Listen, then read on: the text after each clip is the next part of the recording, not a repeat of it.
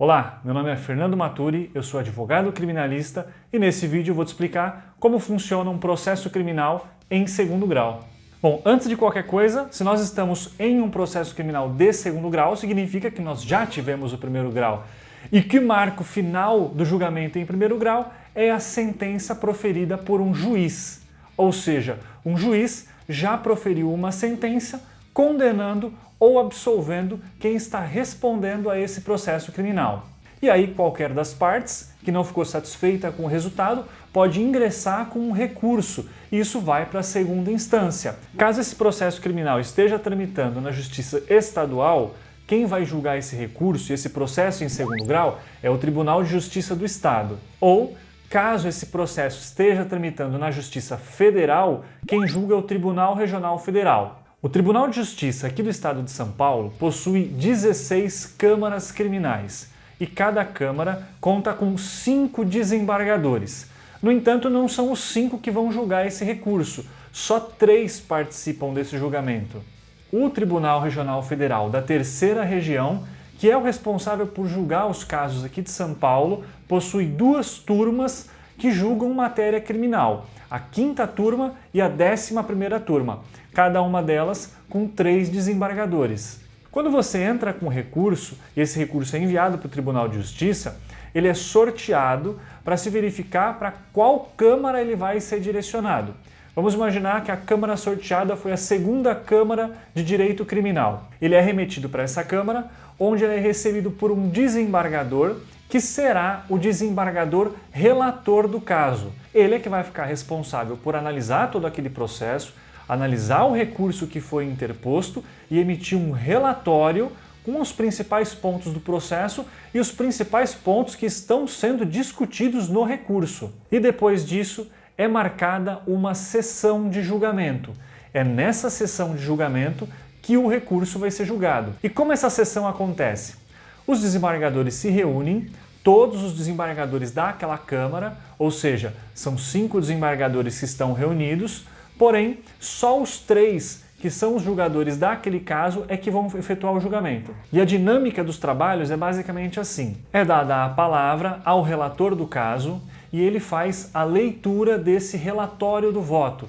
E em seguida ele profere o voto dele. Ele fala se ele está dando provimento ao recurso, ou seja, se aquele recurso está sendo julgado procedente, se eles estão reconhecendo os pedidos feitos naquele recurso para alterar a sentença de primeiro grau.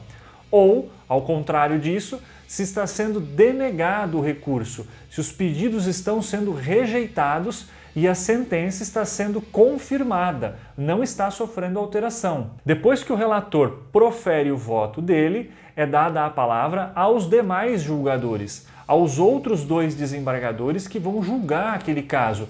E eles podem concordar com o relator ou discordar do relator, ou abrir uma divergência. Caso eles concordem com o relator, eles podem seguir o voto do relator. E o que isso significa? Eles apenas concordam com os argumentos que foram formulados pelo desembargador relator para confirmar ou para reformar a sentença. Eles também podem, se eles entenderem que é o caso, abrir divergências com o relator. E aí vence a maioria. Definido o resultado desse julgamento, seja por votação unânime ou por maioria de votos, é feita uma ementa, uma súmula de julgamento, que basicamente sintetiza o que foi decidido ali. Eu vou inserir uma imagem aqui de como essa súmula aparece nos acórdãos, mas ela diz basicamente: deram provimento ao recurso para reformar a sentença, ou, ao contrário disso, negado provimento ao recurso para confirmar a sentença de primeiro grau. E só depois da sessão de julgamento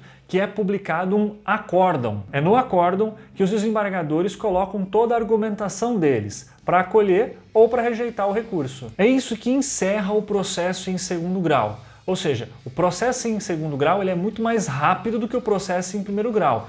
No primeiro grau você tem toda uma preocupação em produção de provas.